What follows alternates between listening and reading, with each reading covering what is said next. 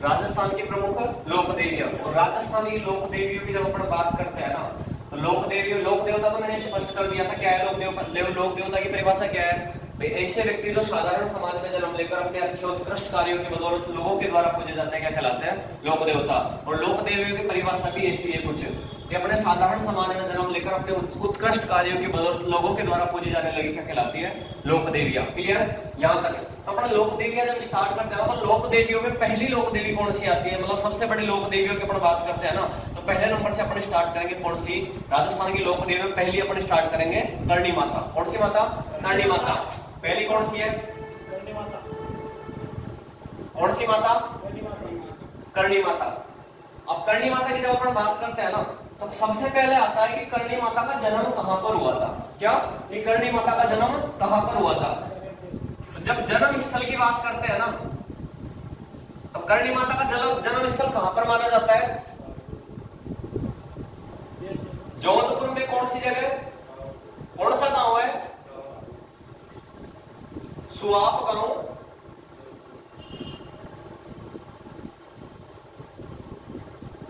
सुआप गांव, जोधपुर। क्लियर यहां तक? इसके बाद में करणी माता का मुख्य मंदिर की बात करते हैं, तो करणी माता का मुख्य मंदिर कहां पर बना हुआ है? कहां पर बना हुआ है? देवी का मुख्य मंदिर कहां पर बना हुआ है? कहां पर बना हुआ है? बीकानेर में। कौन सी जगह है? देशनोक, बीकानेर। समझ में आ रहा है यहां तक? देखो करणी माता की जब बात करें तो करणी माता का जन्म कहां पर होता है? मतलब जन्म स्थान कहां है इसका? कहां पर है? सुआप गांव, जोधपुर। कहीं कहीं पे आपको सुआप भी मिल जाता है, कहीं कहीं पे सुआप भी मिल जाता है। क्लियर? इसके बाद में देवी का मुख्य मंदिर कहां पर बना हुआ है? देशनोक। और देशनोक कहां पर पड़ता है? बीकानेर में। यहां तक क्लियर? इसके बाद में बात करते हैं देवी का मूल स्थान। देवी का मूल स्थान, तो देवी ने अपना जीवन कहां व्यतीत किया? एक तो आता है जन्म स्थल जहां पर उनका जन्म होता है ना, इसके बाद में आता है मुख्य मंदिर जहां पर एक देवी का मंदिर बना हुआ है, इसके बाद में मूल स्थान जहां पर देवी अपना जीवन व्यतीत करती है, जहां पर देवी रही थी। वो जगह कौन सी है? कहां पर है? नेहड़ी। कौन सी जगह है? नेहड़ी। और इसे कहा जाता है कि नेहड़ी है ना, वहीं पर नेहड़ी जी का मंदिर भी बना हुआ है ना। यहां तक क्लियर करणी माता? यहां तक क्लियर? इसके बाद में बात करते हैं करणी माता में, तो देवी का बचपन का नाम क्या है?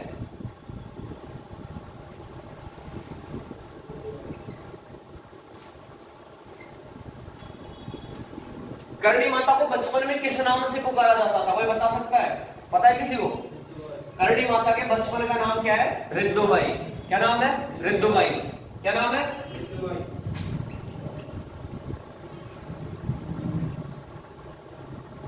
क्या नाम है? रिद्दुबाई। यहां तक समझ में आ गया? यहां तक समझ में आ गया?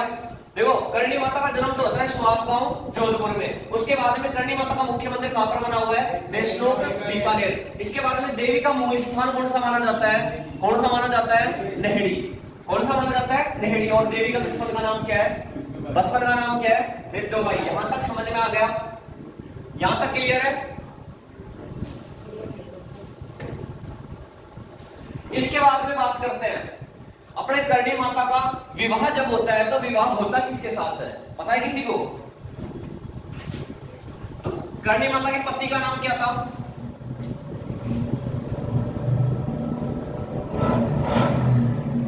कहीं कहीं पे देपाजी सेठू भी मिलता है और कहीं कहीं पे, समझ में आ गया? करणी माता का विवाह किसके साथ होता है? देपाजी बिट्टू के साथ। यहां तक क्लियर? इसके बाद में करणी माता की जब शादी हो जाती है देपाजी बिट्टू के साथ, जैसे कहा जाता है कि करणी माता ने कुछ दिनों के पश्चात अपना वैवाहिक जीवन त्याग दिया था और शादी अपने पति की शादी किससे करवा दी थी? अपनी छोटी बहन से। और उस छोटी बहन का नाम क्या है? गुलाब कमर। क्या नाम है? गुलाब कमर। यहां तक समझ में आ गया? यहां तक समझ में आ गया सबको? छोटी बहन का नाम क्या है? गुलाब कमर। और अपने जो देपाजी सेठू है उसकी शादी अपनी बहन के साथ करवाती है, तो गुलाब कमर और देपाजी सेठू की जो संतान होती है उस संतान का नाम क्या है? उस संतान का नाम क्या है? देखो देपाजी सेठू इसके पति का नाम है और इसकी बहन का नाम क्या है? गुलाब कमर। गुलाब कमर। अब देपाजी सेठू देपाजी सेठ और गुलाब कंवर की जो संतान होती है, दोनों से जो संतान होती है उसका नाम क्या है? क्या नाम है? लाखा। क्या नाम है? लाखा। यहां तक समझ में आ गया? लाखा। और इसे कहा जाता है कि करणी माता ने ना इस लाखा को गोद भी लिया था बाद में। क्या? करणी माता ने इस लाखा को गोद भी लिया था। ऐसे कहा जाता है कि ये जो लाखा है ना, ये एक झील में डूबकर मर चुका था, लेकिन उसके बाद में करणी माता ने अपने चमत्कार से इसको वापस जीवित किया था। ये करणी माता का चमत्कार माना जाता है। यहां तक समझ में आ गया? यहां तक समझ में आ गया? बहन का नाम क्या है? गुलाब कंवर। पति का नाम क्या है? देपाजी सेठ। शादी के कुछ दिन पश्चात अपना वैवाहिक जीवन त्याग कर अपने पति की शादी किससे करवा देती है? अपनी छोटी बहन से। और छोटी बहन का नाम क्या है? गुलाब कंवर। और दो देपाजी सेठ और गुलाब कंवर के एक संतान होती है, उसका नाम क्या है? लाखा। क्या नाम है? लाखा। लाखा झील में डूबकर मर जाता है और उसके बाद में करणी माता अपने चमत्कार से वापस जीवित करती है। समझ में आ गया? यहां तक समझ में आ गया? बिल्कुल क्लियर। इसके बाद में बात करते हैं करणी माता का प्रतीक चिन्ह क्या माना जाता है? अरे बताओ।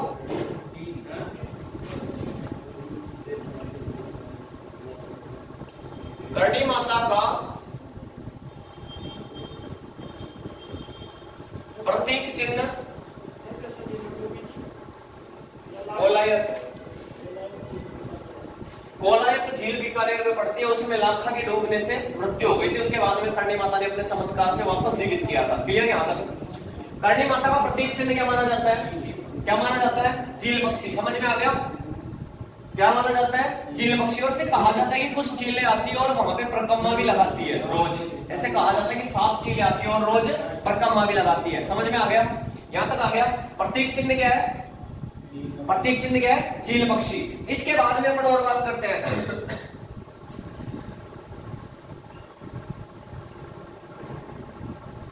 करणी माता को किसकी देवी माना जाता है? करणी माता को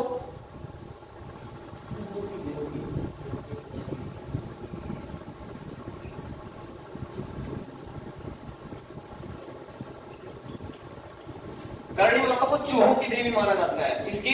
चूहों की। और मंदिर में जो सफेद चूहे होते हैं उनको क्या बोलते हैं?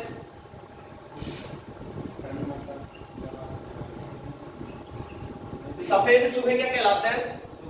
सफेद चूहे क्या कहलाते हैं? काबा। क्या कहलाते हैं? क्या कहलाते हैं?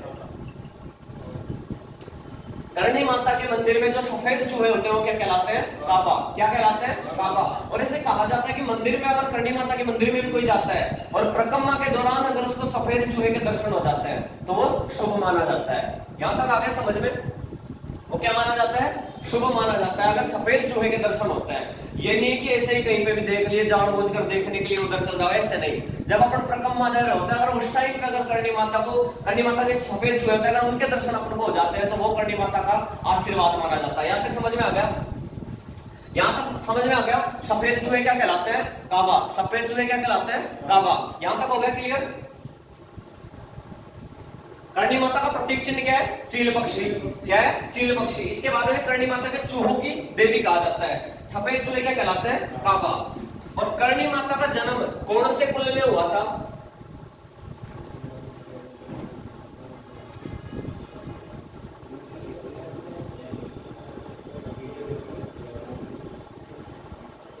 करणी माता का जन्म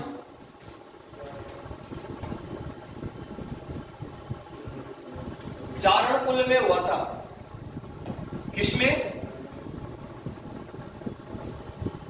करणी माता का जन्म चारण कुल में हुआ था, इसीलिए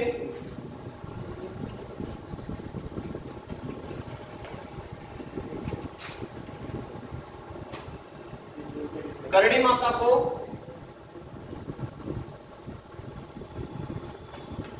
चारण जाति की कुल देवी कहा जाता है।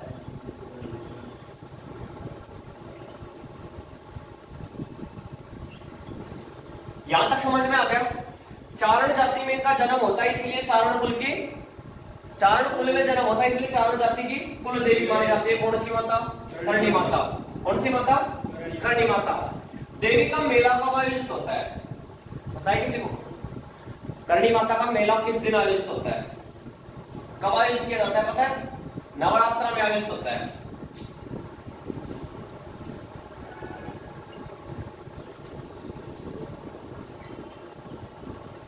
देवी का मेला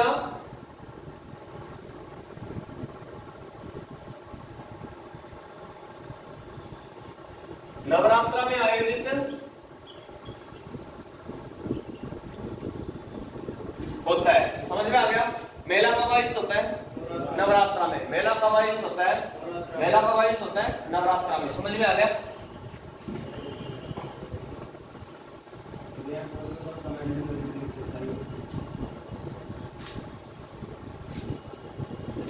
यहां तक आ गया समझ में? क्या यहां तक क्लियर है?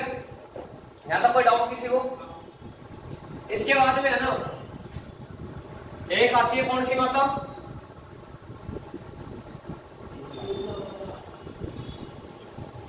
शीतला माता।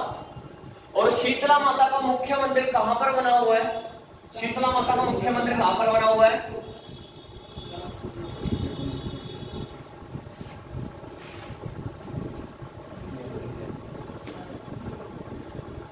कहां पर बना हुआ है?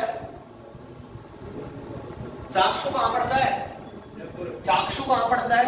जयपुर में। शीतला माता का मंदिर कहां पर बना हुआ है? चाक्षु, जयपुर में। यहां तक क्लियर?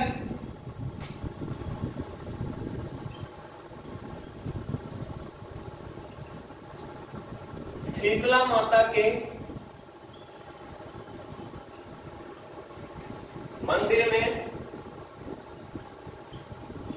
पुजारी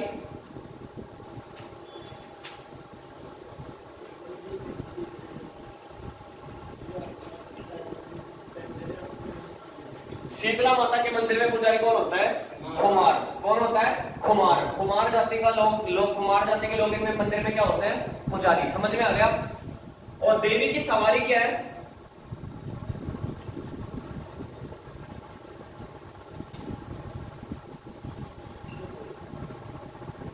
शीतला माता की सवारी क्या है?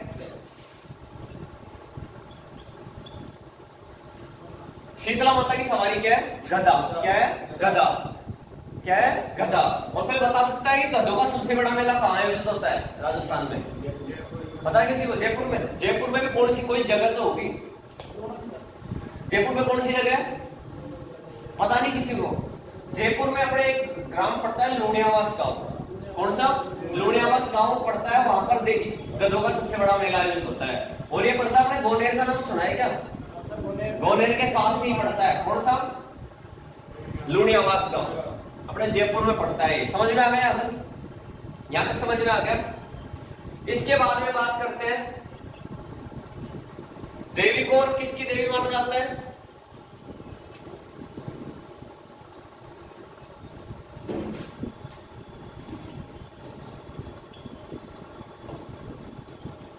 शीतला माता को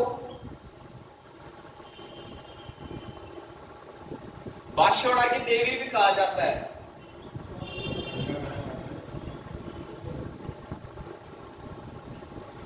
अरे अपन ठंडा खाना खाते हैं ना, शाम को बना देते हैं, सुबह खाते हैं, पता है ना? बांसवाड़ा का पता है ना? उसी क्या शीला माता? अरे वो अपने चाक्षु जयपुर में मंदिर बना हुआ है शीला माता का। कहां पर? चाक्षु जयपुर में बना हुआ है। आमेर का नाम सुना है? वहीं पर। शीतला माता को बांसवाड़ा की देवी कहा जाता है। इसके अलावा और क्या कहा जाता है इनको?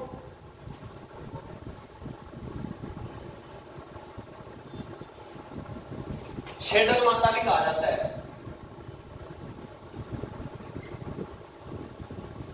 कौन सी देवी को? कौन सी देवी को? शीतला माता को। समझ में आ गया? यहां तक समझ में आ गया? शीतला माता को बांसवाड़ा की देवी कहा जाता है और शेडल माता भी कहा जाता है। समझ में आ गया ना? इसके बाद में अगर शीतला माता के मेले की बात करते हैं,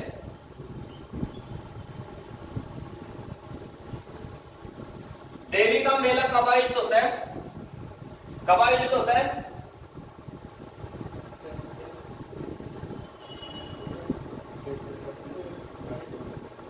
चैत्र कृष्ण अष्टमी के दिन। और इसी दिन क्या होती है? इसी दिन क्या होती है?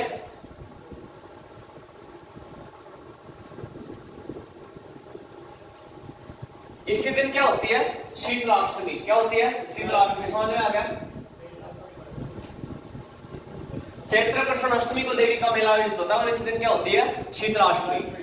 चैत्र कृष्ण अष्टमी के दिन ही शीतलाष्टमी होती है। यहां तक समझ में आ गया सबको?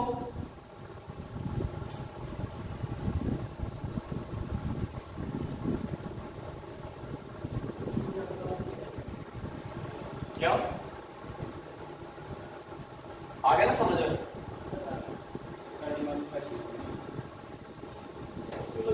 यहां तक क्लियर है ना?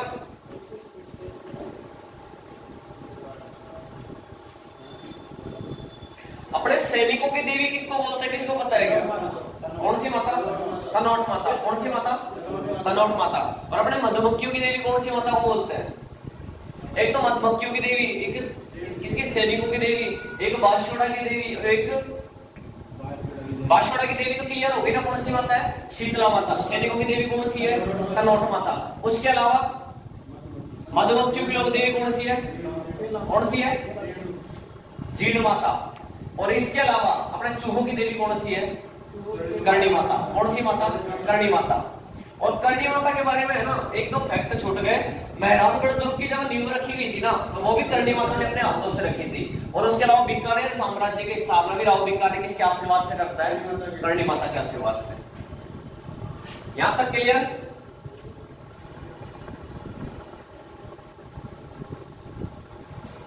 यहां तक क्लियर? तो ये थी